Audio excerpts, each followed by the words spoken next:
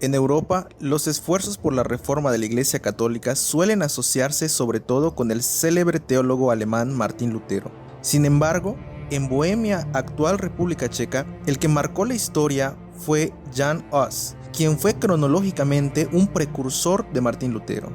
Jan Hus, o Juan Hus en español, llegó a Praga en el año de 1391, cuando Bohemia era gobernado por Wenceslao IV, hijo del famoso rey checo y emperador romano Carlos IV. A sus 20 años, Hus tenía bastante clara su futura carrera profesional, pues quería convertirse en sacerdote.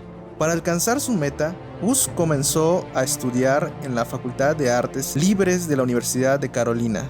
Ya en 1393 consiguió el título de bachiller en teología y 3 años más tarde se licenció en Artes Libres. Alrededor de 1400 fue ordenado sacerdote y se convirtió en un predicador popular, efectuando sus discursos sobre todo en la Capilla de Belén de Praga. Hus solía predicar en el idioma checo para estar más cerca de sus seguidores.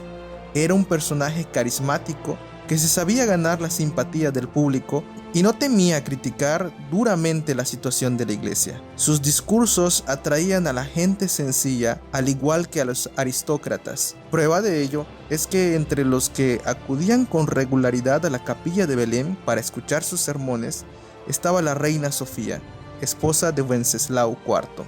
En sus ideas reformistas, Hus se oponía a la acumulación de bienes materiales por parte del clero, así como a su influencia en la política. Hus reprochaba a los representantes eclesiásticos su manera de comportarse y su baja moral.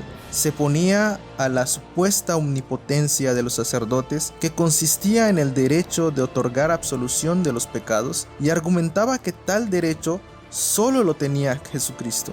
En su obra escrita más famosa, titulada De Ecclesia, incluso advirtió a los creyentes que la cabeza de la iglesia es Jesucristo y que no había que obedecer al Papa si sus órdenes contradecían claramente los preceptos bíblicos. Aparte de esas ideas bastante provocadoras, propuso privar a la iglesia de sus bienes y repartirlo entre los que más ayuda necesitaban, o sea, utilizarlos para fines caritativos, auspiciados por el mismo monarca y la alta aristocracia.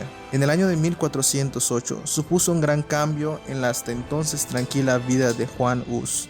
En vista de la crisis por la que atravesaba la Iglesia Católica, el Papa dictó una bula que prohibía las ideas de John Wycliffe, del que Hus se había inspirado en gran medida. Como consecuencia, Hus decidió no respetar la orden y siguió difundiendo las tesis del reformador británico, aún después de que el sumo pontífice publicara en el año de 1409 otra bula que prohibiera predicar en capillas privadas, como lo era la Capilla de Belén. La crisis en torno a Juan Hus culminó en el otoño de 1412, cuando el Papa lanzó un interdicto sobre Praga que prohibía la celebración de oficios durante la presencia de Hus en la ciudad. Ante tal medida, Jan o Juan se trasladó al campo, concretamente en Bohemia del Sur, y mientras permanecía allí, la Facultad de Teología de Praga lo calificó como hereje.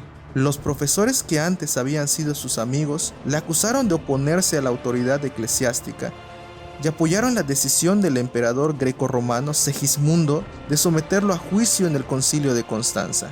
Juan Hus llegó a Constanza con el fin de defender sus ideas y disputar con los sacerdotes su doctrina e imponer su verdad, pero fue detenido y encarcelado. Los sacerdotes insistieron en que renunciara a sus ideas, pero Hus lo rechazó rotundamente. El tribunal de Constanza quemó varios de sus libros como símbolo de archiherejía y Hus fue condenado a muerte. El 6 de julio de 1415, Juan Hus fue quemado vivo y sus cenizas fueron arrojadas al río Rin, para asegurar que no se conservara ni la mínima huella de su herejía en el Sacro Imperio Romano Germánico.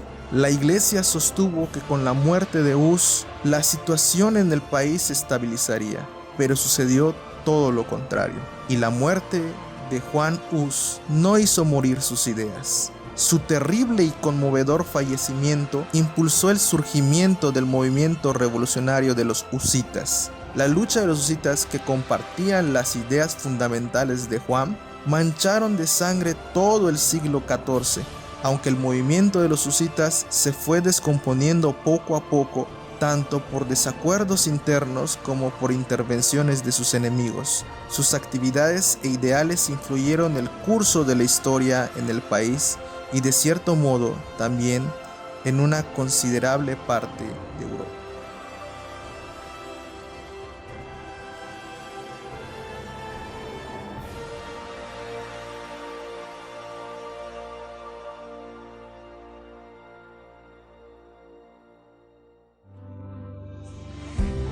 Espero que el video te haya gustado. No olvides regalarme un like y compartir. También, si no te has suscrito, te invito a que lo hagas.